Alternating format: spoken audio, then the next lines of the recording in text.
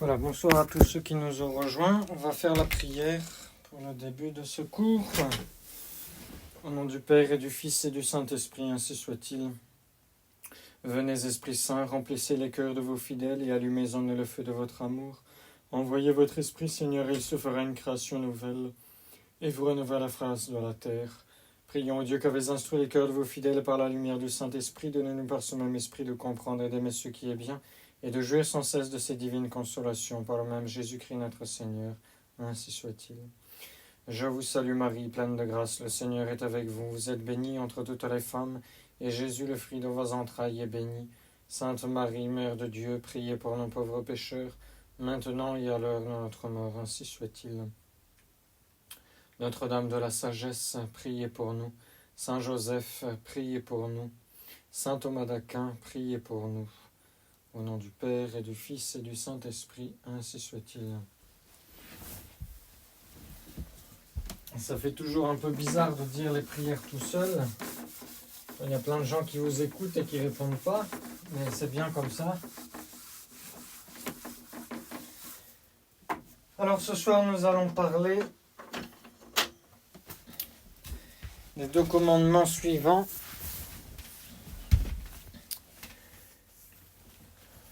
Donc sur le vol. Alors excusez-moi, je règle une petite chose d'abord.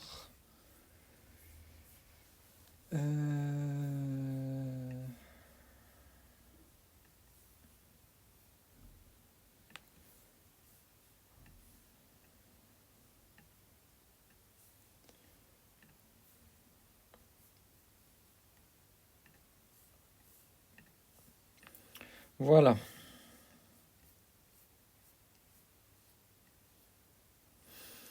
Donc, maintenant le 7e et le 10e commandement, ensemble, qui sont le bien d'autrui, tu ne prendras, ni retiendras à ton escient, et bien d'autrui ne convoitera pour les avoir injustement, si on met ça en vers. Nous allons procéder en 3 parties pour ce 7e et ce 10e commandement. D'abord, on va voir le droit de propriété avec son existence. On va parler du communisme, on va parler des différents contrats. Et je pense que ça nous occupera même tout ce soir.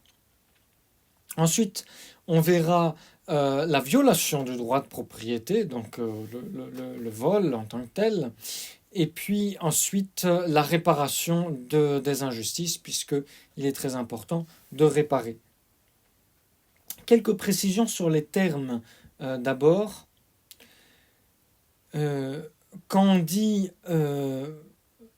sciemment ou à son escient, retenir sciemment quelque chose, c'est-à-dire garder une chose dont on a conscience de ne pas être le légitime propriétaire. On parle aussi de possesseur de mauvaise foi. C'est quelqu'un qui va garder un bien en sachant très bien que ce n'est pas à lui. Alors, quel est l'objet du 7e commandement ? Maintenant, vous commencez à connaître la musique. Il y a une partie négative, une partie positive. La formule négative du 7e commandement défend de porter atteinte au bien d'autrui. Et la partie positive, eh bien, on peut la résumer par ces 2 petits mots latins, qui quaesum, à savoir à chacun son dû. Rendre à chacun son dû, c'est la définition de la vertu de justice. Il y a 2 façons de faire du tort au prochain. On peut lui nuire dans les biens qu'il possède déjà, ou bien on peut lui refuser les biens auxquels il a le droit. Quoi qu'il en soit de cette distinction, une question se pose tout de suite. Quand le 7e commandement demande le respect du bien d'autrui, il suppose par le fait même le droit de propriété. Dire que quelqu'un est lésé dans ses biens, c'est sous-entendre évidemment que cette personne est le légitime possesseur. Or, comme le droit de propriété a été fortement attaqué depuis 2 siècles, eh bien, il convient de faire un petit rappel là-dessus, de vous rappeler la doctrine catholique. Donc d'abord, le droit de propriété. Le droit de propriété, c'est le droit de jouir, de disposer des choses de la manière la plus absolue, pourvu qu'on n'en fasse pas un usage prohibé par les lois divines et humaines. Donc, de la même façon qu'on ne définit pas la liberté comme la capacité de faire ce qu'on veut, mais on définit la liberté, la capacité de choisir les moyens en fonction de la fin prévue, ce qui implique du coup des règles. On ne peut pas faire tout ce qu'on veut, ça c'est la licence. Bien de la même façon, la propriété, c'est le droit de jouir et de disposer des choses de la manière la plus absolue, pourvu qu'on n'en fasse pas un usage prohibé, c'est-à-dire il reste une fin, un but à cette propriété. Je ne peux pas, sous prétexte que je suis le possesseur de ma maison, y mettre le feu et la brûler. D'accord ? Donc on peut avoir une chose en sa possession aussi, sans en être le propriétaire. Et réciproquement, on peut être le propriétaire d'une chose sans l'avoir en sa possession. Je vous donne un exemple, ce sera plus clair. Par exemple, les enfants, leurs habits ne sont pas à eux, mais ils les utilisent. Ils l'ont en leur possession. D'accord ? Leurs habits ne sont pas à eux, ils sont à leurs parents, a priori, à moins qu'on leur ait spécifiquement offert à Noël une chemise, un pull, ou que sais-je, des gants. Mais sinon, ces habits-là ne sont pas strictement parlés à eux, ils sont à la famille, donc ils sont au père et à la mère de famille. Et même quand les enfants sont propriétaires d'une chose, ils ne sont pas les propriétaires absolus totalement, ça dépend toujours de leurs parents.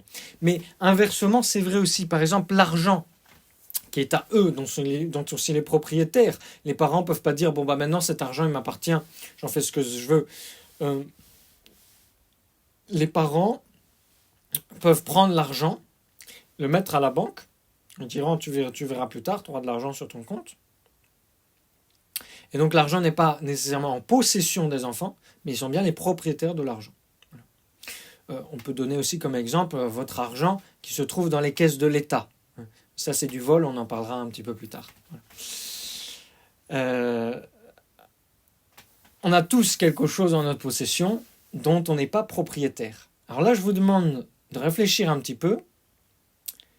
Réfléchissez, c'est du niveau de catéchisme de première communion. C'est très simple en soi. On a tous quelque chose qui est en notre possession, mais dont on n'est pas les propriétaires.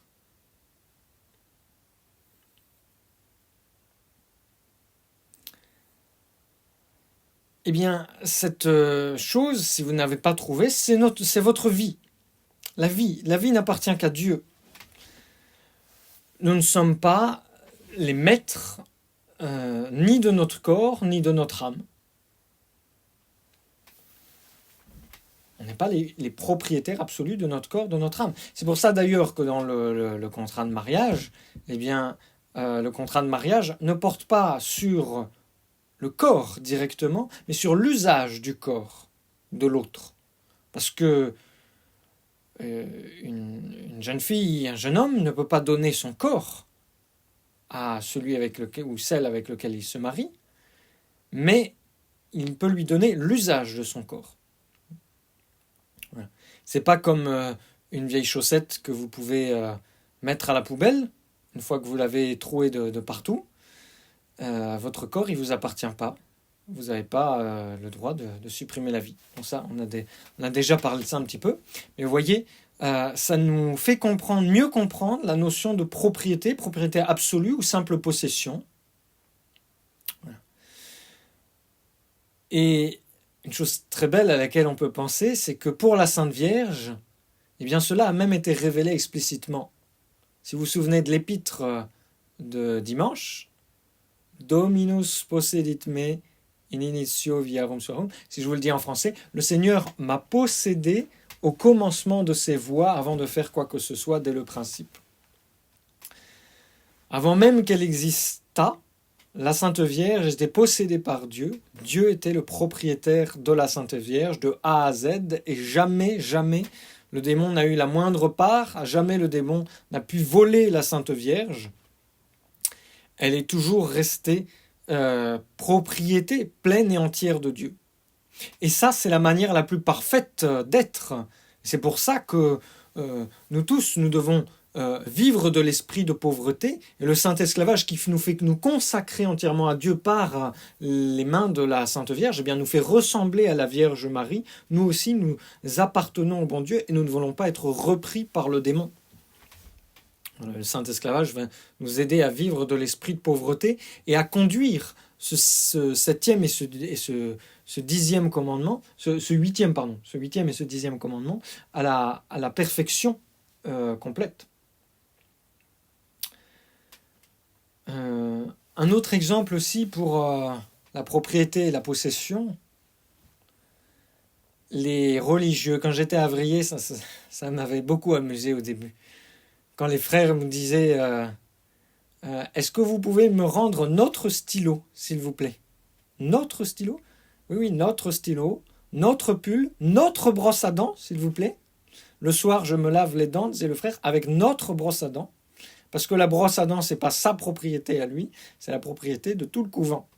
Et on a simplement l'usage. Là, ce n'est même pas la possession, c'est l'usage.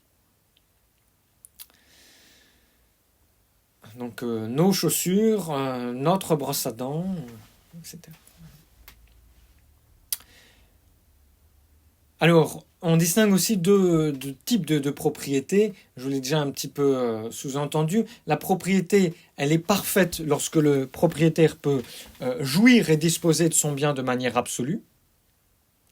Elle est imparfaite lorsque le droit est restreint par le droit d'utiliser son bien comme on le veut, par un défaut personnel en quelque sorte. Par exemple, les mineurs, ceux qui sont fous, ceux qui ont simplement un droit d'usufruit sur un bien immobilier ou un terrain. Donc, ils recueillent seulement l'usufruit, ils peuvent planter des choses dans leur terrain, ils peuvent planter une vigne et récolter le raisin est à eux, mais ils n'ont pas la propriété du sol. D'accord ? Ça, c'est la propriété imparfaite.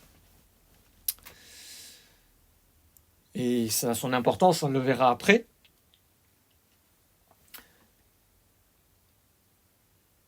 Alors, la propriété comporte en elle-même le droit de jouir des choses comme on l'entend, d'en percevoir les fruits, d'en disposer, de les consommer, de les mettre en réserve. Et la propriété comporte aussi le droit d'interdire à toute personne l'usage de ces choses. Qu'il s'agisse d'une chose matérielle, c'est là où vous voyez propriété privée, défense d'entrée, vous n'avez pas le droit de marcher sur mon terrain, ou bien d'une œuvre d'intelligence, ça va être par exemple les brevets. Voilà, j'ai eu une idée géniale, vous n'avez pas le droit de l'utiliser. Par exemple, un brevet sur un virus de Covid. Je donne un exemple comme ça au hasard. Voilà. Si étendu que puisse être le droit de propriété, il n'est jamais absolu et illimité. On ne peut pas faire de sa propriété un usage qui est contraire aux lois, soit à la loi du bon Dieu, soit à la loi humaine. Ça, je vous l'ai déjà dit, c'est important. Si vous pouvez démolir la maison qui vous appartient pour en bâtir une plus belle, mais par contre, vous n'avez pas le droit de la brûler. La loi civile vous le défend. Puis c'est peut-être un petit peu dangereux pour les maisons qui sont à côté. Donc le bon Dieu vous le défend aussi. Même la loi du bon Dieu va plus loin. La loi du bon Dieu interdit d'abuser de ses biens. Donc même si quelqu'un a le droit de démolir sa maison juste pour le plaisir de voir sa maison démolie, selon la loi civile, selon la loi divine, il est interdit d'abuser de ses biens. Donc la loi divine commande de faire de ses biens un usage modéré, raisonnable, conforme à la justice, à la charité. la théorie du droit absolu illimité, c'est une théorie qui vient du droit romain et qui n'a jamais été admis par l'Église. On dit le droit d'user et d'abuser. Ça nous fait penser au père de famille, au pater familias, qui avait le droit de vie et de mort sur ces sujets, sur ses enfants même, sur les esclaves. Vous savez, je crois dans l'Antiquité grecque, le père de famille, s'il y avait un enfant qui naissait avec un défaut, s'il était, je ne sais pas moi, trisomique ou qu'il lui manquait un membre ou quoi que ce soit, handicapé, chez les Spartiates, voilà, c'est chez les Spartiates, le père de famille avait le droit de le mettre à mort. Parce que, de toute façon, il ne pouvait pas faire un bon guerrier. Donc, à quoi bon qu'il vive? Il ne pouvait pas faire un véritable homme, en fait. Voilà. Évidemment, le droit de vie et de mort sur les esclaves, le droit de vie et de mort sur les enfants, le droit de détruire totalement sa propriété, c'est quelque chose qui est contre la loi naturelle. Mais ça revient dans la tête des gens. J'ai le droit d'user de mon corps, j'ai le droit de faire ce que je veux, j'ai le droit de prendre les substances que je veux, j'ai le droit d'interrompre ma grossesse si je veux, etc. Ce principe va tellement loin, c'est-à-dire je parle du principe de l'Église, à savoir qu'on n'a pas le droit d'abuser de ses biens. Il va tellement loin que, en cas d'extrême nécessité, je dis bien en cas d'extrême nécessité, tous les biens redeviennent communs. Au moins quant à l'usage. Qu'est-ce que ça veut dire? Ça veut dire que si c'est la famine absolue et qu'il y a quelqu'un qui a des réserves de grains, des réserves de nourriture à n'en plus finir, et que les autres tout autour sont en train de crever de faim, eh bien, on a le droit d'aller défoncer sa porte et de lui prendre son grain, parce que ça appartient à tout le monde, dans le cas de famine absolue. D'accord ? Puis l'Église enseigne aussi, on va revenir là-dessus, c'est toute la doctrine sociale de l'Église, que la fortune, posséder des biens, ça entraîne aussi des responsabilités, des charges morales et sociales auxquelles on n'a pas le droit de se soustraire.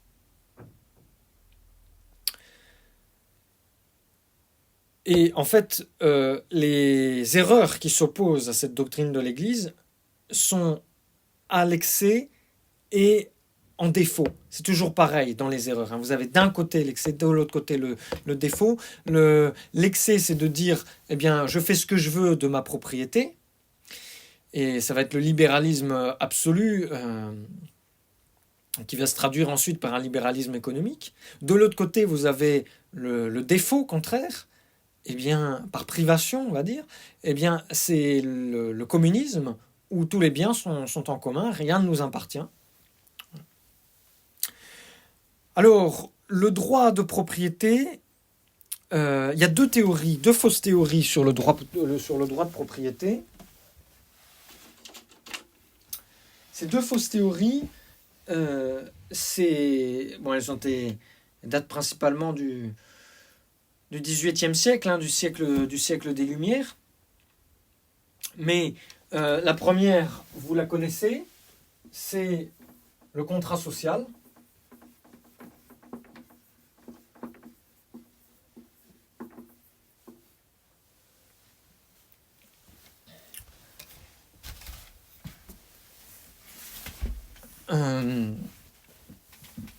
Donc c'est une convention primitive qui aurait eu lieu à une date indéterminée par laquelle les hommes préhistoriques se seraient partagés le sol. Donc c'est la théorie du contrat. Le fondateur français de cette théorie, c'est Jean-Jacques Rousseau, vous le savez. Derrière lui, il y en a deux, à savoir Hobbes, c'est un Anglais, H-O-B-E-S, et puis Locke aussi, John Locke, le père de la Constitution américaine, John Locke. Donc ça, c'est la première théorie. Et la deuxième, c'est... en fait, ça découle un petit peu de ça. C'est une fois que les hommes se sont rassemblés en société, ils ont donné les pouvoirs à l'État. Donc la deuxième chose, ça va être que ça dépend de l'État. Alors, c'est que les lois, tout simplement, la propriété émane de la loi civile. Alors, je ne sais plus comment on appelle ça exactement, je ne sais plus si ça porte un nom, mais que la propriété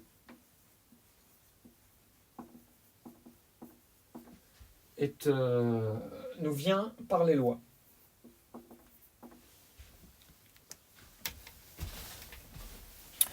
Les lois émanant de l'autorité civile. Et ça, c'est Montesquieu, toujours au XVIIIe siècle, avec les encyclopédistes, et puis les hommes de la Révolution, les hommes de loi, enfin, de loi, je ne sais pas, c'était plutôt des hommes de sang, Mirabeau, Robespierre, d'accord. Puis après, au XXe siècle, au XIXe, XXe, Jean-Baptiste Say, Stuart Mill, etc. Tout ça, c'est des noms de philosophes qui ont une fausse doctrine sociale, sans parler du reste. Alors sans doute, les lois civiles ont pu intervenir pour reconnaître la propriété, pour la garantir, pour la limiter, mais la loi civile ne crée pas le droit lui-même de propriété qui est fondé sur la loi naturelle et par conséquent qui lui est antérieure. Ce n'est pas parce que un jour un chef d'État a dit vous, à ces sujets, vous pouvez posséder cette partie du royaume ou cette partie du terrain de la République, que les gens ont pu s'installer et en dire ici c'est chez moi. Non, c'est pas ça, ça vient, c'est instinctif. Et c'est ce qu'on va voir maintenant. Il y a deux arguments qui nous montrent que la propriété privée est fondée avant tout sur la loi naturelle. C'est que, tout simplement, la propriété est nécessaire à l'individu d'une part et à la société d'autre part, à l'individu et à la famille. En créant l'homme, Dieu n'a pas pu lui refuser les biens qui sont nécessaires pour atteindre sa fin. Or, en tant qu'individu, surtout en tant que chef de famille, l'homme ne peut pas, sans la propriété, subvenir à ses besoins et à ceux de ses enfants. Donc,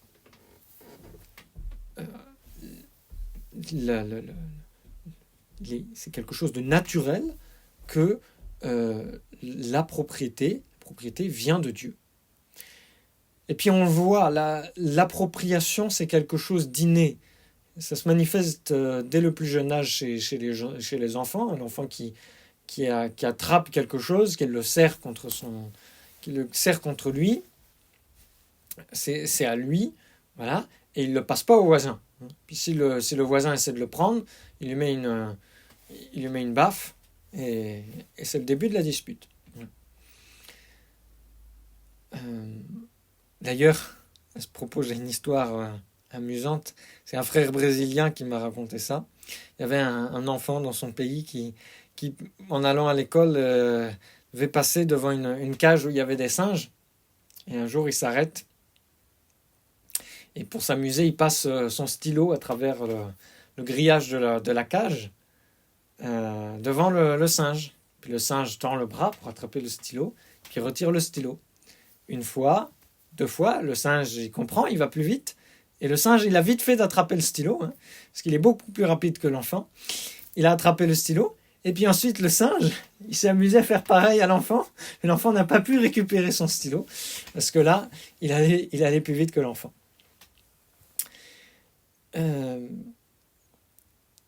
Deuxième chose, la propriété privée est nécessaire à la société. L'ordre social veut que chacun ait le droit de jouir en paix de ce qu'il a légitimement acquis par son travail.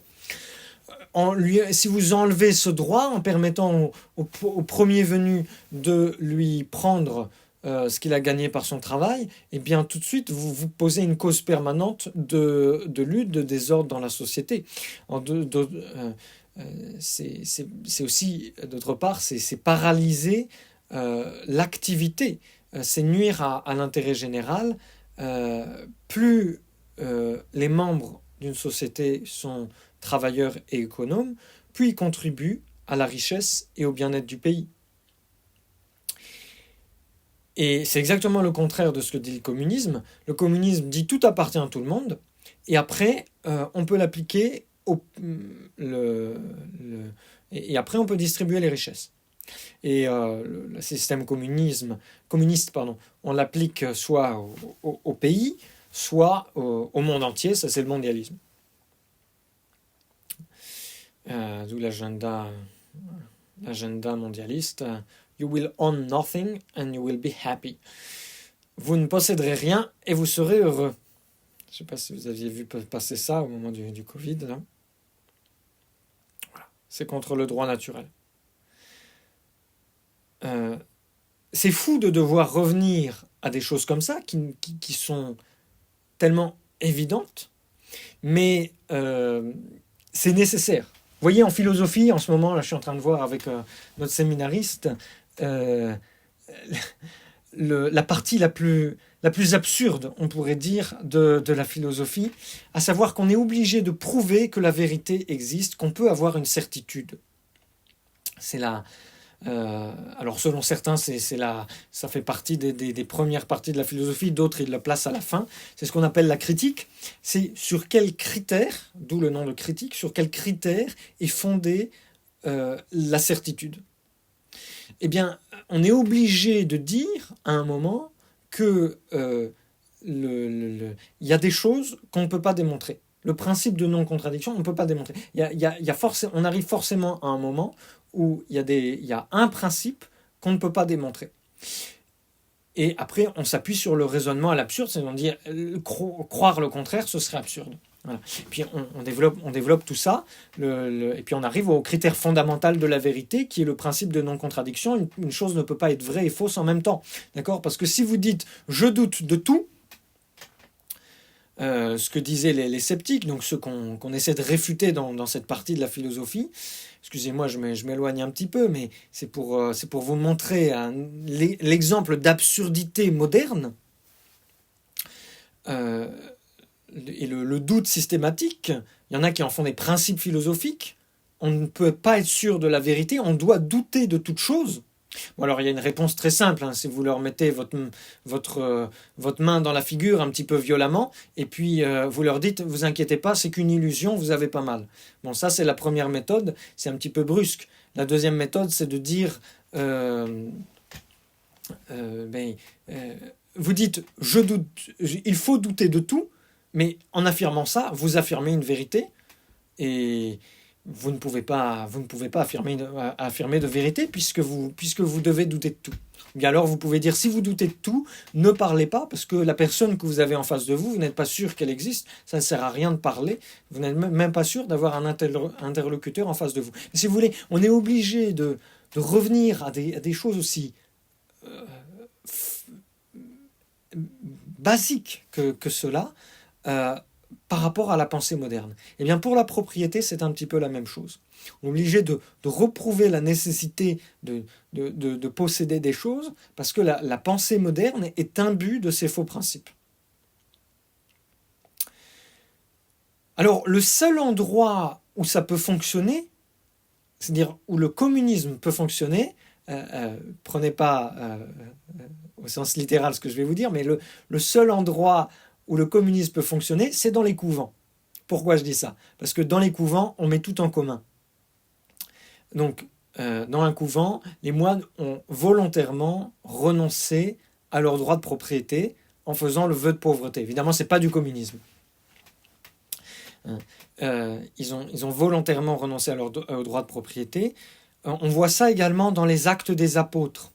Les gens, les premiers chrétiens, mettaient en commun, attention, dans les actes des apôtres, on voit effectivement les premiers chrétiens qui mettent en commun leurs biens, mais ils ne mettent pas tout en commun. Ils ne mettent pas tout. Ils mettent leur superflu et ce qu'ils veulent.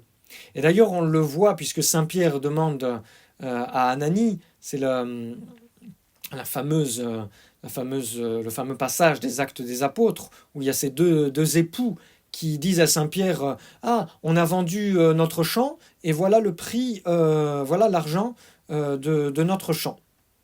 Et Saint-Pierre demande au mari d'abord, vous l'avez vendu combien? Il dit un prix, c'est faux, et le mari meurt à l'instant par punition divine. Parce que Saint-Pierre lui a dit c'est faux, Saint-Pierre savait que c'était faux par révélation divine. Puis ensuite il y a l'épouse qui entre, les gens sont en train, on est en train d'enterrer le mari de la dame, et puis il y a l'épouse qui entre, et qui dit à Saint-Pierre on a vendu notre champ tant. Saint-Pierre dit c'est faux, et aussitôt la dame s'écroule morte, parce qu'elle vient de mentir à Saint-Pierre. Le bon Dieu faisait ces miracles pour faire respecter l'autorité de Saint-Pierre. Et ces gens-là n'étaient aucunement obligés, disent les commentateurs des Actes des Apôtres, ces gens-là n'étaient aucunement obligés de dire, parce que en fait ils avaient donné moins d'argent que ce qu'ils n'avaient reçu, ils n'étaient aucunement obligés de donner tout leur argent. Saint-Pierre ne les obligeait pas à donner tous leurs biens, à mettre en commun tous leurs biens. Ce que Saint-Pierre voulait, c'est qu'ils ne mentent pas, tout simplement. Et surtout pas au pape, au premier pape. Et ça s'est mal passé pour eux. Ça a dû faire réfléchir les suivants dans la communauté chrétienne. C'était le but. Je vous dis ça parce que les premiers chrétiens mettaient en commun leurs biens, mais seulement le superflu. Ils gardaient une partie, évidemment, de leur possession, ce qui leur était nécessaire pour vivre.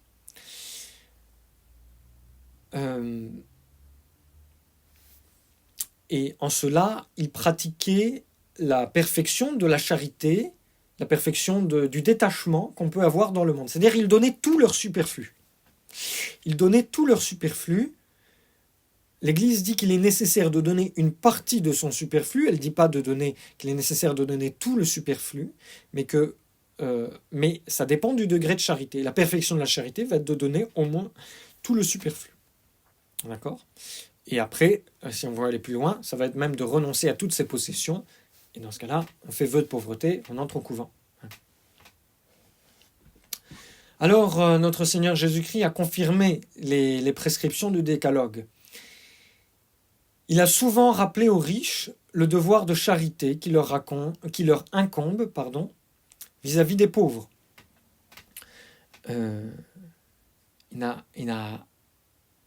Notre Seigneur n'a rien changé au précepte lui-même, au commandement en tant que tel, mais jamais notre Seigneur n'a contesté le droit de propriété. Qu'est-ce que je voulais vous dire ? Oui.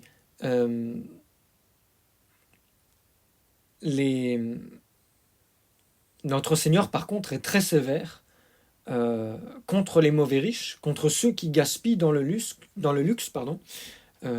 ce qui devrait être de la part du pauvre. Et les pères de l'Église savent défendre, quand il le faut, le bien du riche contre les usurpateurs, notamment Saint Jean Chrysostome, le patriarche de Constantinople. Il a défendu l'entrée de son Église à l'impératrice Eudoxie, qui était coupable de vol.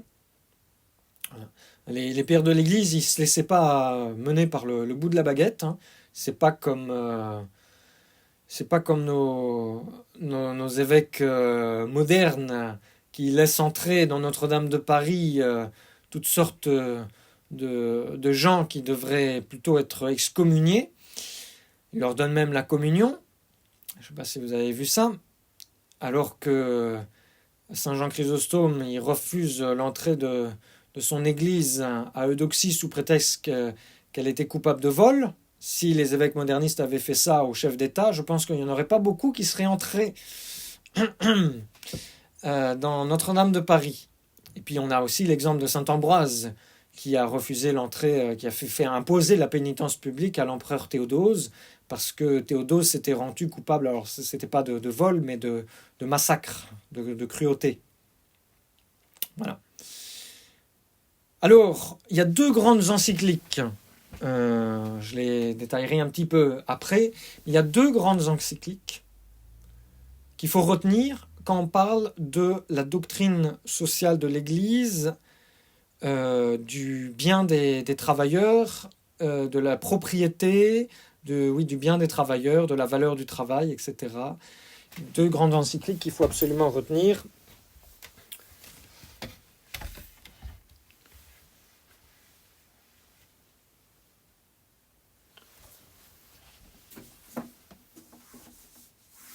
La première, c'est Léon XIII. Léon XIII, en 1891, c'est Rerum Novarum.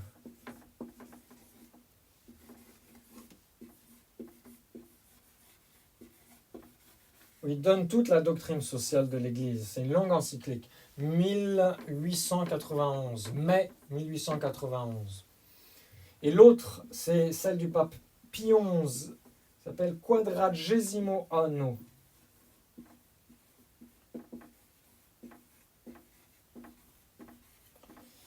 C'est en mai aussi, et l'année, j'ai un doute. Attendez, je vais vérifier ça.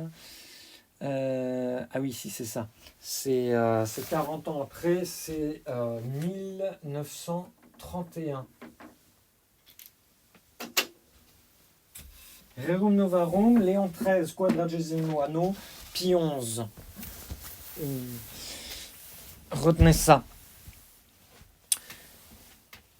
Le droit de propriété privée a pour adversaire, à des degrés différents, toutes les écoles socialistes. Et ça vient d'un constat d'abord, constatant que dans la société actuelle, le droit de posséder donne naissance à des inégalités criantes, les socialistes estiment que c'est une flagrante injustice et que la morale commande de réorganiser la société sur d'autres bases. D'accord ? Déjà, il y a une erreur tout de suite sur le principe même de leur raisonnement. Savoir, ils vont dire, il y a des abus, donc il faut réformer les droits. Non, il y a un principe philosophique, enfin un principe, oui, un principe, je ne sais pas si on peut dire que c'est philosophique, mais si je vous le mets là dans mon devoir, abusum, je vais le noter, hein. Je vous le dis en latin, mais je vais le noter en français quand même. Abusum non tolitusum. L'abus n'enlève pas le droit.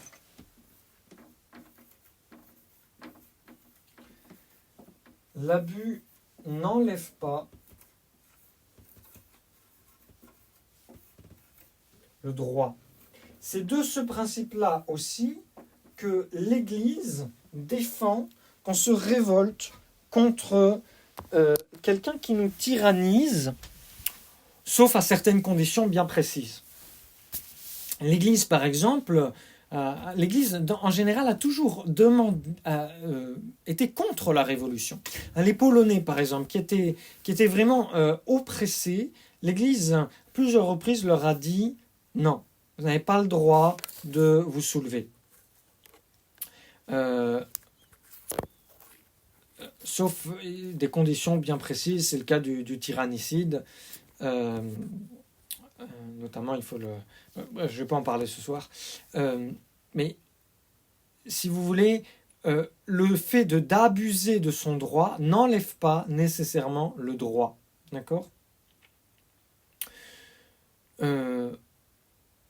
Ce n'est pas parce qu'un prêtre dit une messe sacrilège qu'il n'a plus le pouvoir de consacrer le corps du Christ. Ce serait terrible de dire une messe sacrilège. Mais ce n'est pas parce qu'il le fait qu'il n'est plus prêtre. Ça ne lui enlève pas le droit de voilà. Alors après, évidemment, s'il commet un péché mortel, un sacrilège en l'occurrence, évidemment, il n'a plus le droit de dire la messe. Il faut qu'il se confesse d'abord. Mais après la confession, il a encore le droit de dire la messe.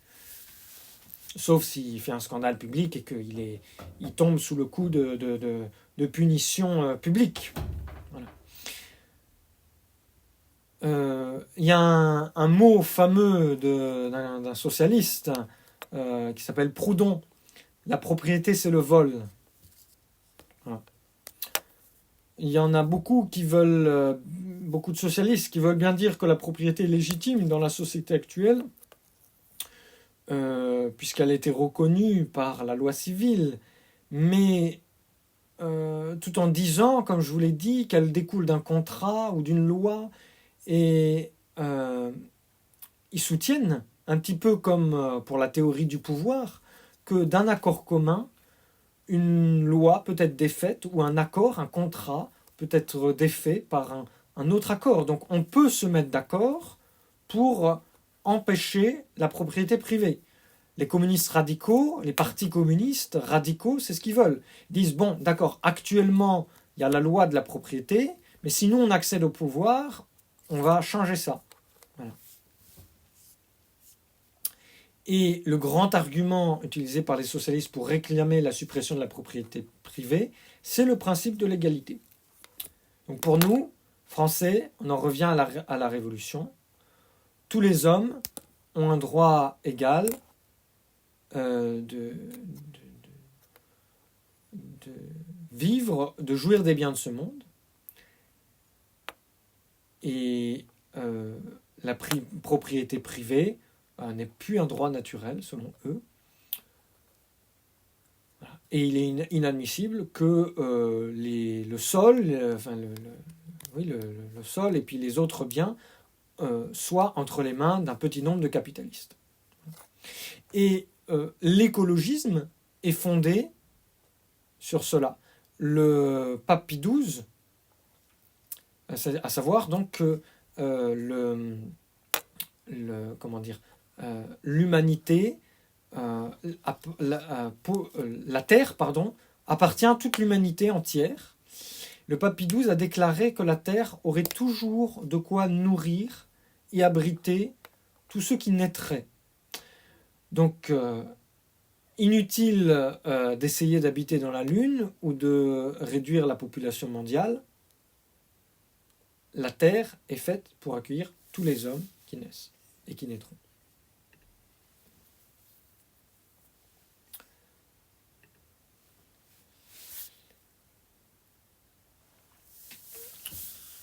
Donc les socialistes, il y a deux branches, on peut dire. Il y a le communisme dur, qui réclame la mise en commun de tous les biens, des moyens de production et des produits eux-mêmes, des objets de consommation. Et puis vous avez le collectivisme, on appelle aujourd'hui le socialisme, qui fait une distinction entre les moyens de production et les objets de consommation. D'accord ? Donc il veut que les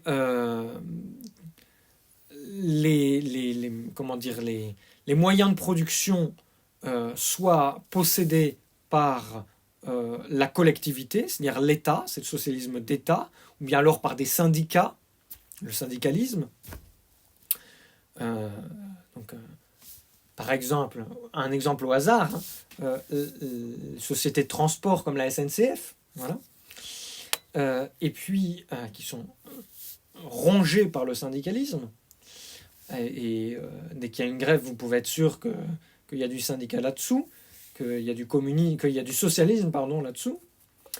Et puis, par contre, les socialistes disent les objets de consommation, donc le fruit du travail, est distribué non pas selon la formule communiste à chacun selon ses besoins, mais à chacun selon sa capacité, son travail, et avec la réserve qu'il ne peut jamais, sous aucun prétexte, les transformer en capital. Parce que ça, ils ont horreur du capital. Le capital, c'est la possession qu'on accumule et qu'on fait valoir. Bon. Le socialisme est faux à son point de départ, je vous le dis, le principe d'égalité.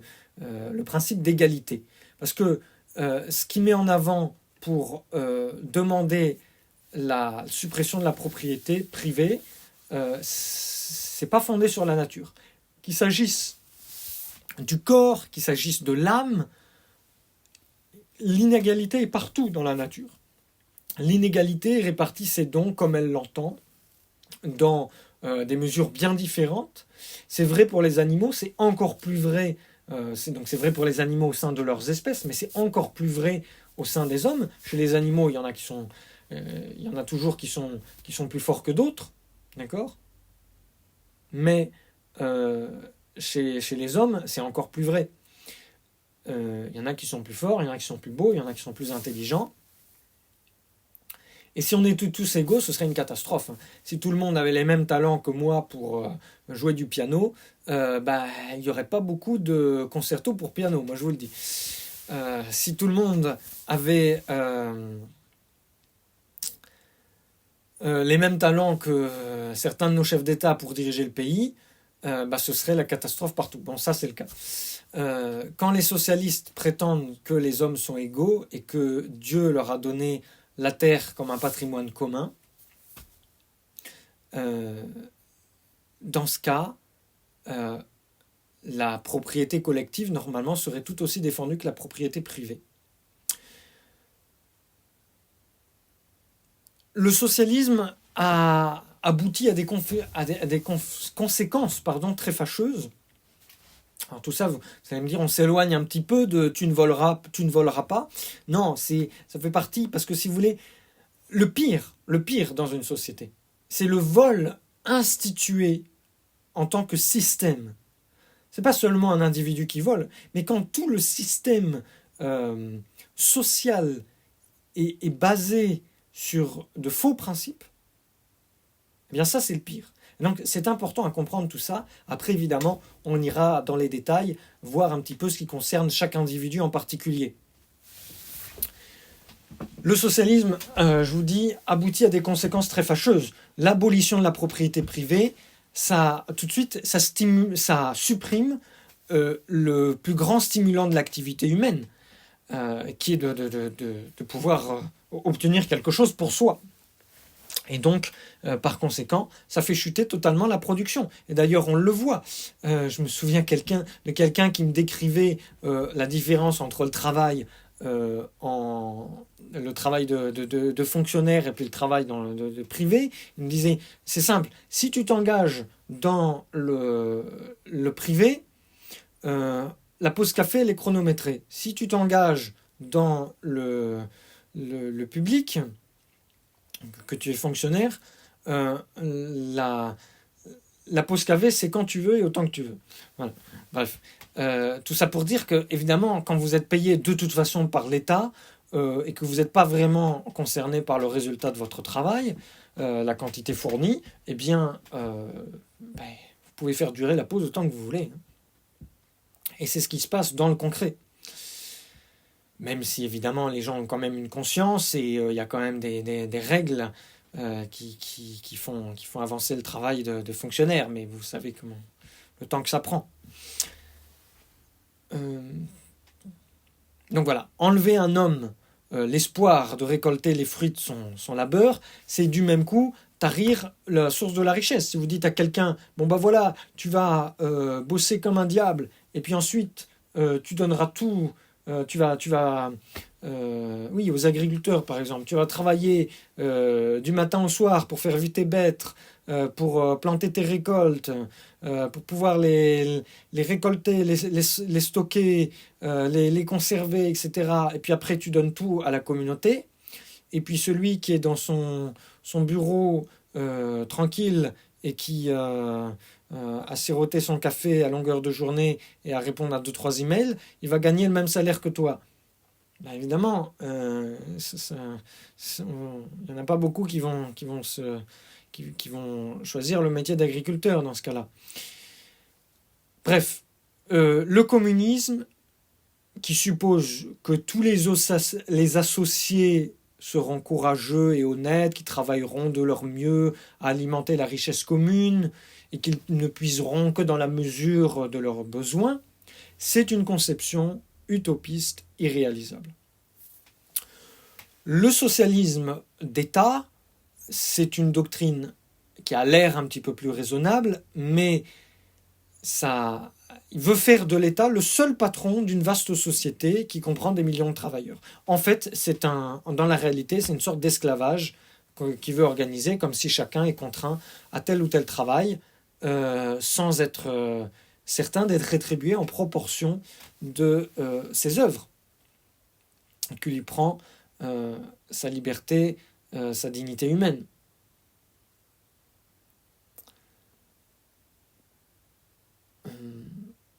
dans le...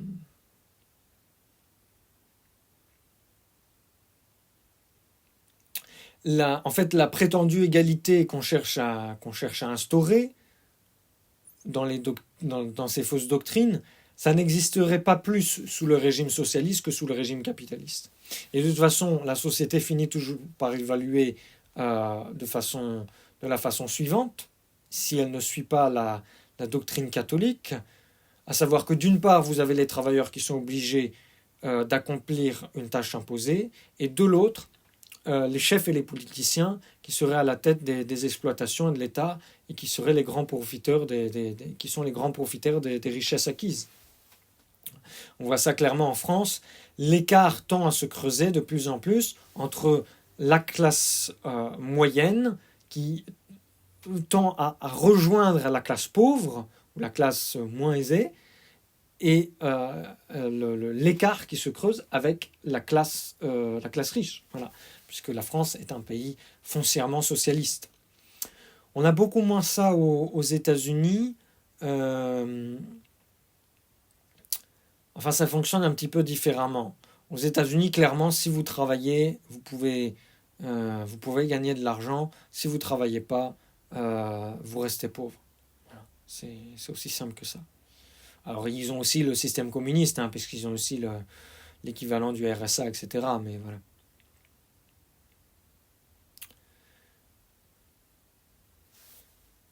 Alors, je vous cite un petit peu l'encyclique Rerum Novarum pour vous. Je ne peux pas tout vous dire, mais pour que ça vous donne un petit peu une idée de ce qu'a écrit Léon XIII en 1891, je vous le rappelle. Les socialistes poussent à la haine jalouse des pauvres contre les riches. Ils prétendent que toute propriété de biens privés doit être supprimée, que les biens d'un chacun doivent être communs à tous et que leur administration doit revenir aux municipalités ou à l'État. Moyennant ce transfert des propriétés, cette égale répartition entre les citoyens des richesses, moyennant ce transfert des propriétés et cette égale répartition entre les citoyens des richesses et de leurs avantages, ils se flattent de porter un remède efficace aux maux présents. Mais pareille théorie, loin d'être capable de mettre fin au conflit, ferait tort à la classe ouvrière elle-même si elle était mise en pratique. D'ailleurs, elle serait souverainement injuste en ce qu'elle viole les droits légitimes des propriétaires, qu'elle dénature les fonctions de l'État et tend à bouleverser de fond en comble l'édifice social.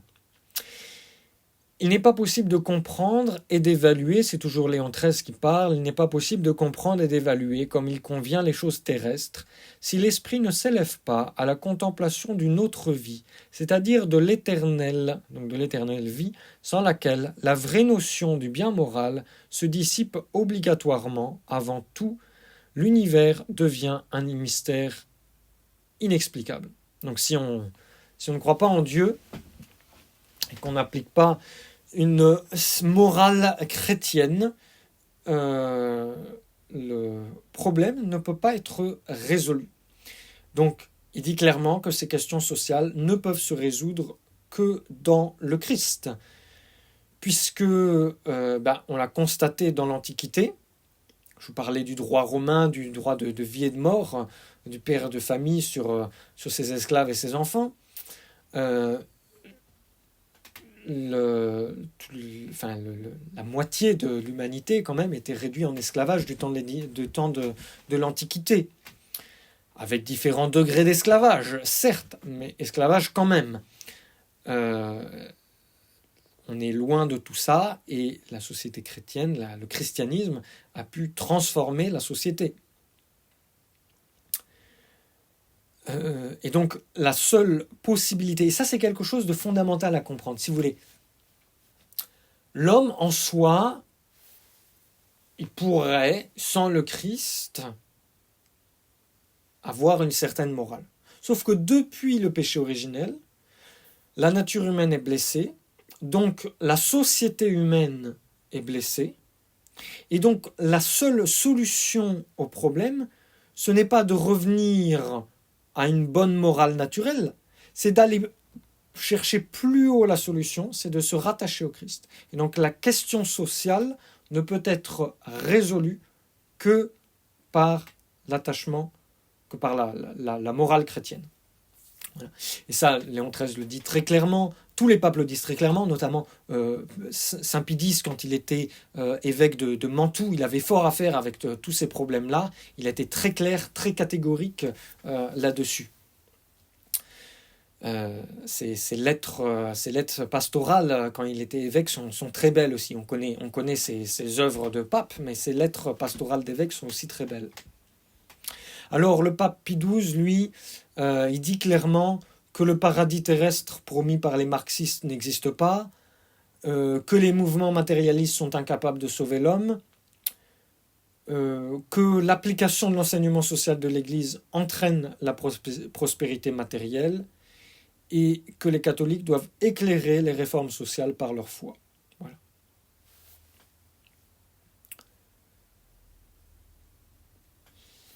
Alors, voilà pour les mauvais systèmes face à la propriété.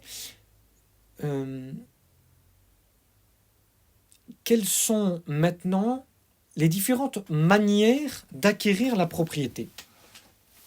Alors, l'homme tient de la nature le droit de posséder. Personne n'a reçu, par contre, de la nature la propriété concrète sur tel objet plutôt que tel autre.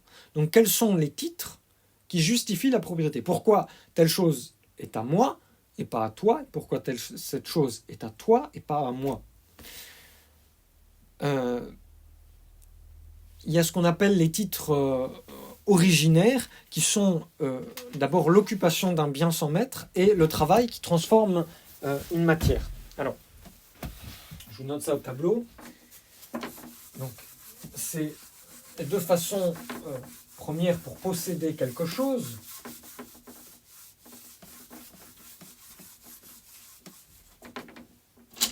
On va dire le droit d'occupation.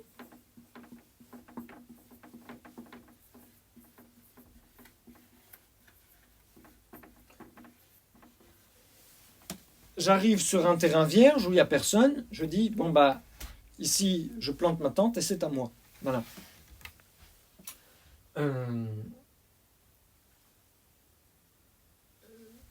Ça, vous le pratiquez tous les jours. Hein. Quand sur la table, il y a les petits gâteaux apéritifs, au début, ils sont à tout le monde, sauf que quand vous mettez la main dedans, bon bah, il est à vous, hein, et puis après, vous le mangez. Voilà. Un exemple un petit peu stupide, mais c'est pour vous faire comprendre. La deuxième chose, c'est quand on transforme quelque chose par son travail. Donc c'est le droit qui résulte du travail. D'accord ? Droit résultant du travail.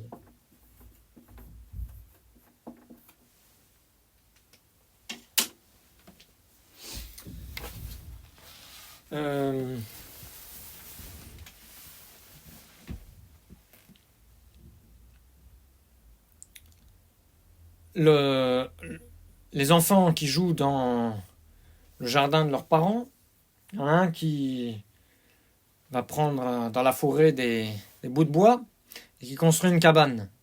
Il va dire, c'est ma cabane. Et le premier qui monte, eh bien, il aura affaire à moi. Voilà. Et effectivement, c'est sa cabane parce qu'il l'a construite.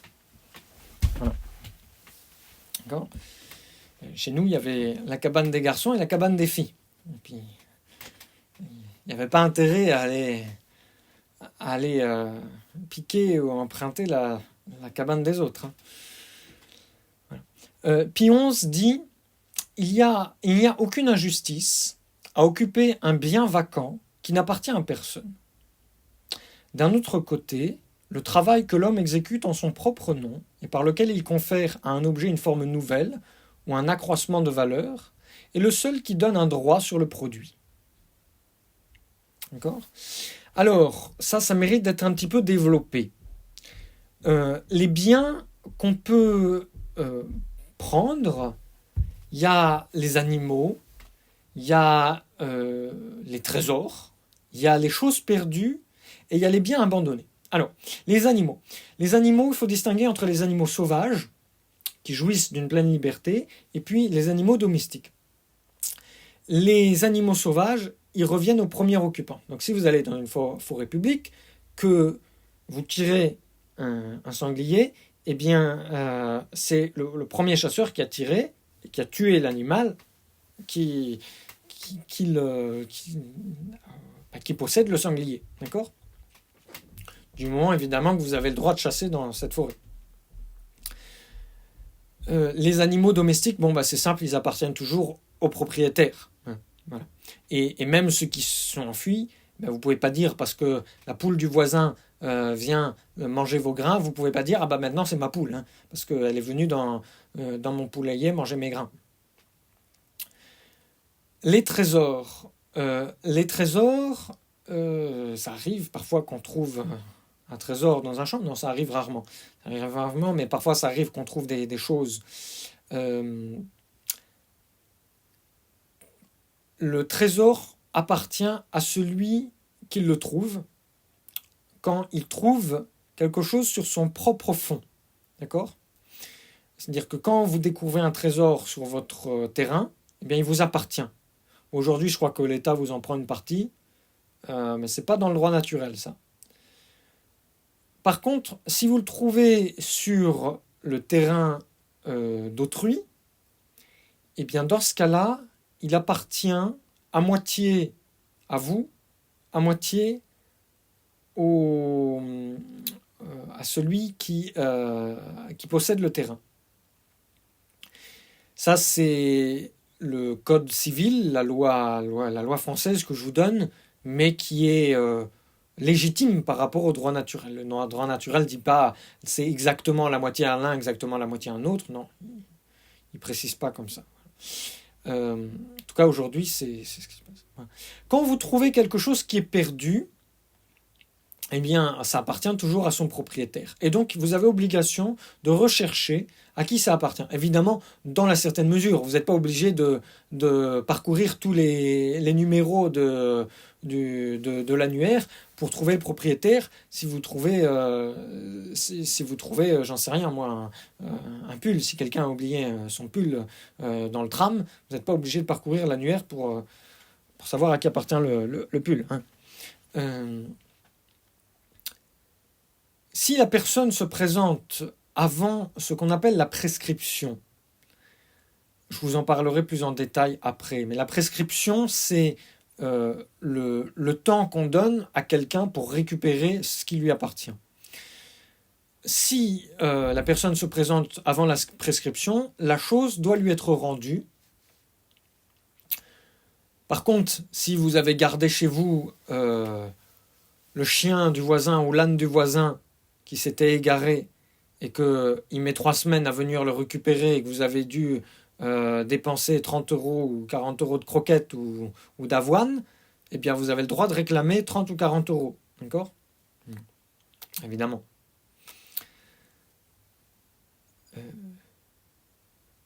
Quand il devient impossible de connaître le propriétaire d'une chose perdue, on peut en faire l'usage.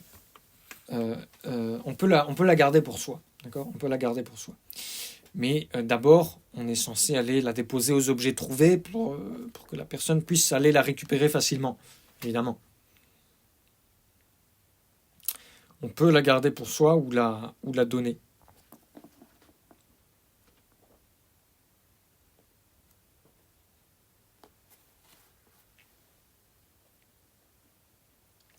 Alors, il y a une histoire assez amusante qu'on raconte à ce sujet. C'est un homme, un riche, qui avait perdu une bourse avec 100 pièces d'or et qui a dit partout, qui a annoncé partout, j'ai perdu ma bourse avec 100 pièces d'or. Si quelqu'un la retrouve, si quelqu'un la retrouve, je lui donnerai 20 pièces d'or. Il y a un pauvre homme qui trouve la bourse, qui la ramasse, et qui se dit, mieux vaut 20 pièces d'or honnêtement acquises que 100 pièces d'or malhonnêtement acquises, volées. Donc il se rend chez l'homme riche, il lui rend sa bourse, et l'homme riche se dit, je vais profiter de la situation. Il dit, mais vous avez enlevé la pierre précieuse qu'il y avait dans la bourse. L'autre lui dit, ah non, je vous promets, j'ai pas vu de pierre précieuse, j'ai pas touché, je l'ai pas ouverte. Si, vous avez enlevé la pierre précieuse. Et puis, le ton monte, ils sont pas d'accord. Ils finissent par aller au tribunal. Et c'est une histoire vraie. La justice s'en mêle. Et le jugement qui a été rendu est le suivant. Le juge a été très malin. Il a dit, alors d'une part, l'intéressé, donc celui qui a perdu sa bourse, affirme sur l'honneur qu'il y avait une pierre précieuse dans la bourse et il n'y a pas lieu de soupçonner la vérité de cette affirmation. De l'autre côté, il y a cet homme qui a trouvé la bourse, qui l'a rapportée et qui affirme qu'il n'y avait pas de pierre précieuse dans la bourse. Seulement, en rapportant la bourse, il a fait preuve d'honnêteté. Donc, il n'y a pas lieu de mettre en doute sa parole non plus. Comme on a deux affirmations contradictoires, il ne reste plus qu'à supposer que cette bourse n'est pas la bourse qui a été perdue. Et donc que celui qui l'a trouvée peut la garder. Voilà comment cet homme riche s'est fait attraper en voulant reprendre plus qu'il n'avait perdu. Il y a une autre histoire qu'on raconte sur quelqu'un qui avait sur de l'argent trouvé par hasard. C'était une pauvre servante qui avait perdu quelque chose qui n'avait plus de quoi se nourrir, et donc elle était obligée de vendre un petit peu ce qu'elle avait. C'était pas grand chose, mais elle a vendu ses habits. Elle a vendu une robe à une veuve qui n'était pas très riche non plus. Et cette veuve, en décousant la doublure de la robe, s'est aperçue qu'il y avait, je ne sais plus, une certaine somme d'argent avec une lettre. Et elle est venue rendre cette robe à la pauvre servante en lui disant, rendez-moi mes sous que je vous ai donnés pour acheter cette robe et en échange je vous rends cette robe parce que voilà ce que j'ai trouvé dedans. Et vous imaginez la joie de la pauvre servante, et on peut vraiment dire que louer l'honnêteté de cette veuve qui a rapporté ainsi, qui n'a pas voulu garder le bien trouvé, parce que quand quelque chose est vendu, si tout d'un coup on s'aperçoit que ça a beaucoup plus de valeur que ça n'en avait, que celui qui nous l'a vendu ne le pensait, eh bien on est censé le rapporter, ou en tout cas peut-être plus exactement, si la personne a donné plus qu'elle ne pensait donner. Donc évidemment, la pauvre veuve n'aurait jamais eu l'intention de donner la lettre. C'était une lettre, voilà, je me souviens maintenant. C'est une lettre de sa mère. C'est sa mère qui avait mis dans la jupe ou dans la robe de l'argent, avec une lettre expliquant que le jour où tu seras dans la difficulté, tu trouveras certainement cette enveloppe, et ça t'aidera à faire face aux difficultés financières. Voilà. Alors, nous continuons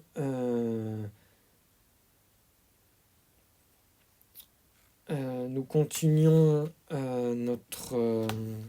alors, où est-ce qu'on en était ?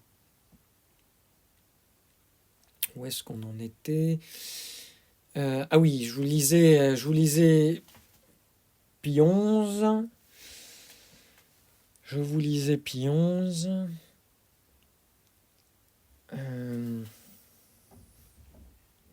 Ça, je vais passer parce que c'est pas forcément important. Alors, il y a d'autres possibilités pour acquérir quelque chose. Voilà, on en est toujours dans les moyens d'acquérir la propriété. Il y a l'achat et la vente, et ça me donne à parler du juste prix. Le juste prix se situe entre deux extrêmes, le prix maximum, le prix fort, on appelle, et le prix minimum. Le juste prix, c'est celui qui ne dépasse pas ces deux extrêmes, d'accord ? Celui qui ne va pas au-delà, celui qui ne va pas en dessous. On a à la fois...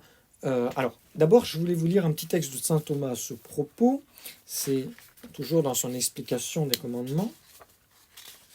Il donne les différentes espèces de vol et il dit la quatrième, c'est en fraudant dans les ventes.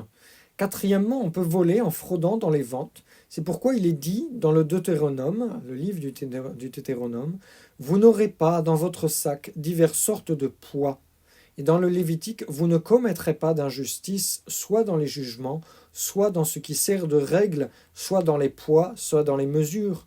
Que la balance soit juste, juste les poids, que le boisseau soit juste et juste le sétier. Tout ça, ce sont des instruments de mesure qui permettent de mesurer le poids de blé, de grains, etc., les différentes denrées qui étaient vendues. Et le livre des Proverbes, avoir deux poids est en abomination devant le Seigneur, et la balance trompeuse n'est pas une chose bonne. Donc le poids, c'était ce qu'on mettait de l'autre côté de la balance pour le poids de 10 kilos. Et donc il y en avait qui avaient des poids un peu truqués, qui étaient un peu vides à l'intérieur, ou alors qui changeaient rapidement les poids, un poids un tout petit peu moins lourd pour faire croire que la marchandise il y en avait un petit peu moins pour acheter à moindre prix, ou inversement un peu plus lourd pour vendre à plus cher. Quelles sont les règles pratiques ? Alors, elles sont les suivantes. D'abord, que s'il y a un prix légal qui est fixé équitablement par l'autorité civile, normalement, on doit l'observer. Si on n'a pas, on doit s'en tenir au prix courant, au juste prix. Il n'est pas permis de vendre au-dessus du prix maximum, ni d'acheter au-dessous du prix minimum. Attention, sauf si le vendeur est d'accord. Hein. Si le vendeur est d'accord, parce que il a le droit il peut très bien, il veut se débarrasser de sa chose, donc il a le droit de vendre au prix minimum. Mais vous n'avez pas le droit de forcer quelqu'un à vendre en dessous du prix minimum. Donc vous ne pouvez pas négocier, user un petit peu de votre argutie pour essayer d'acheter en dessous d'un prix raisonnable. Le vendeur a le droit de demander au-delà du prix maximum dans certaines conditions. Quand il n'arrive pas à rentrer dans ses fonds, d'accord ? S'il est au bord de la faillite, il a le droit de vendre plus cher. Aussi, quand il n'a pas forcément envie de vendre quelque chose, ou qu'il est très attaché à quelque chose, à cause de l'affection particulière qu'il porte à la chose, ou bien aussi quand l'acheteur a terriblement envie de quelque chose que le vendeur n'a pas nécessairement envie de vendre.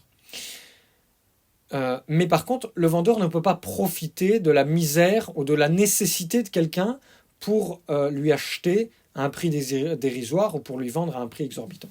D'accord ? Le vendeur a le droit de vendre plus cher aussi quand il vend à crédit. Ça, c'est permis dans une certaine mesure. Voilà. Autrefois, il y avait les corporations qui défendaient à la fois les vendeurs et les acheteurs en fixant une fourchette de prix raisonnable. Aujourd'hui, il y a un vol organisé par les revendeurs commerciaux qui volent clairement les agriculteurs. Voilà. Ça, c'est clair et net. Le prix... un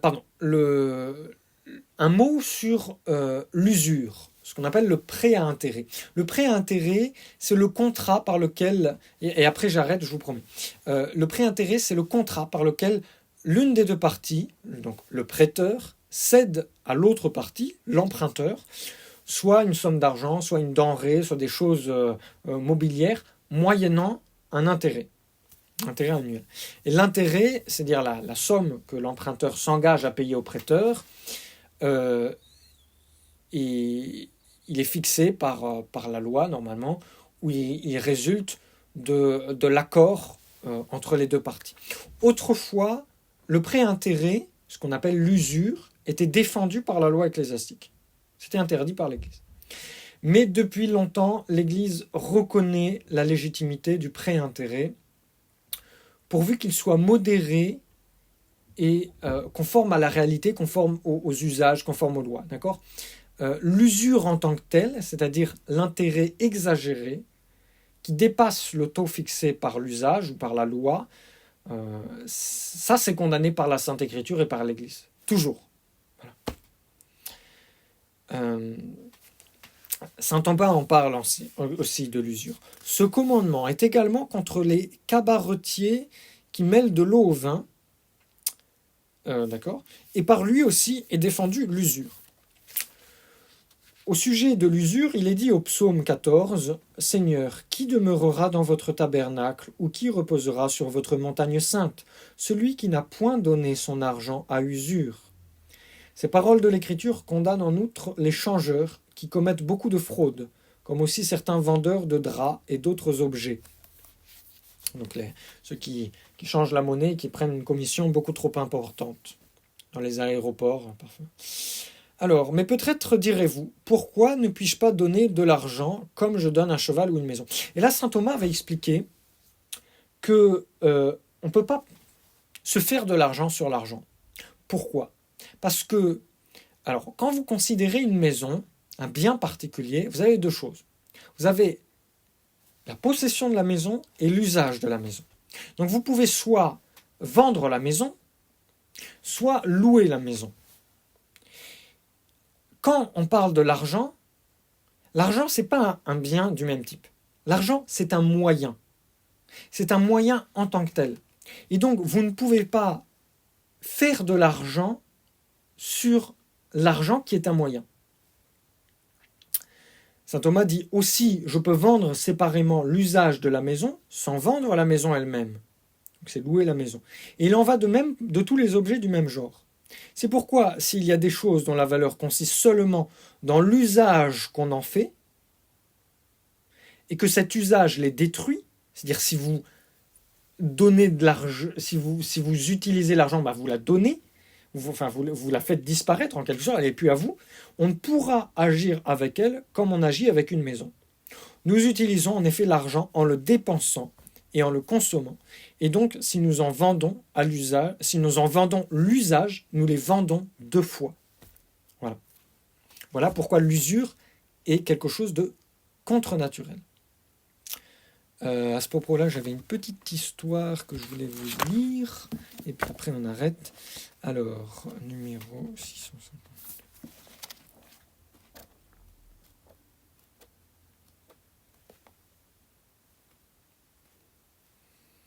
Oui, voilà, c'est Pierre le Cruel qui était roi de Castille.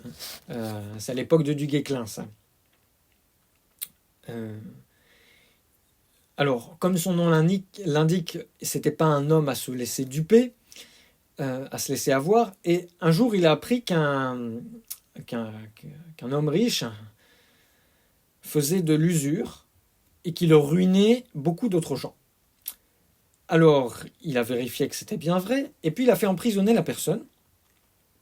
Il a donné ordre au geôlier de ne rien lui donner à manger que contre une forte somme d'argent.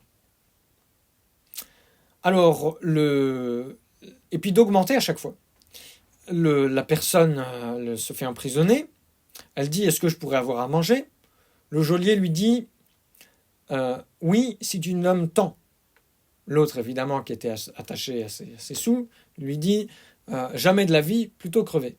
Sauf qu'au bout d'un moment, quand il est réellement en train de crever, eh bien, il redemande, est-ce que je peux avoir à manger? Le geôlier lui dit, oui, contre tant. Et cette fois-ci, il a doublé le prix. Alors là, l'autre est bien obligé de payer, et il paye. Et ainsi de suite, il lui donne la nourriture au compte-gouttes, toujours plus cher, jusqu'à ce que cet usurier finisse par comprendre vraiment qu'il avait abusé. Et ensuite, Pierre le Cruel l'a fait appeler, le roi l'a fait appeler. Et une fois que l'usurier avait presque plus rien dans ses caisses, il lui a dit « J'espère que tu as compris avec quelle grande difficulté les pauvres gens se procurent des vivres nécessaires. Sois donc indulgent envers eux et cesse de faire l'usure. Si tu me promets de t'amender, je te remettrai en liberté. Mais si tu as le malheur de récidiver, je te ferai mourir de faim. » Et devinez quoi, l'usurier n'a pas recommencé. Voilà ce que je voulais vous dire ce soir. Ah oui, non, je voulais vous parler aussi... bon, on verra ça la prochaine fois parce que je ne veux pas être trop long. Est-ce qu'il y a des questions ?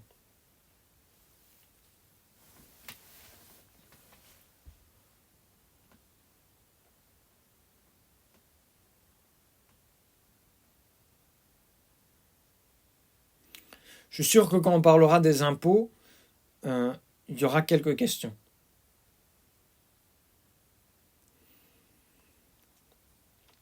Oui, moi j'ai une question. Oui. Vous m'entendez ?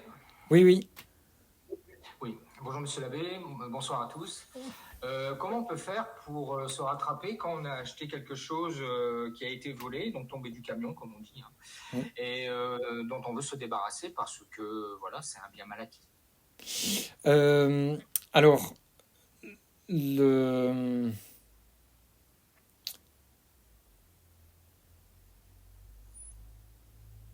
est-ce que vous saviez à ce moment-là que c'était un bien mal acquis ? Si oui, vous êtes tenu à restitution, mais comme c'est quasiment mission impossible, on verra la restitution plus en détail, hein, mais comme c'est quasiment mission impossible de retrouver à quelle compagnie exactement, enfin à qui exactement ça a été volé, à qui ça appartenait entre les différents intermédiaires à ce moment-là, eh bien, je pense qu'il est nécessaire de donner, alors non pas nécessairement tout le prix, mais la différence de prix, de rembourser cette différence de prix.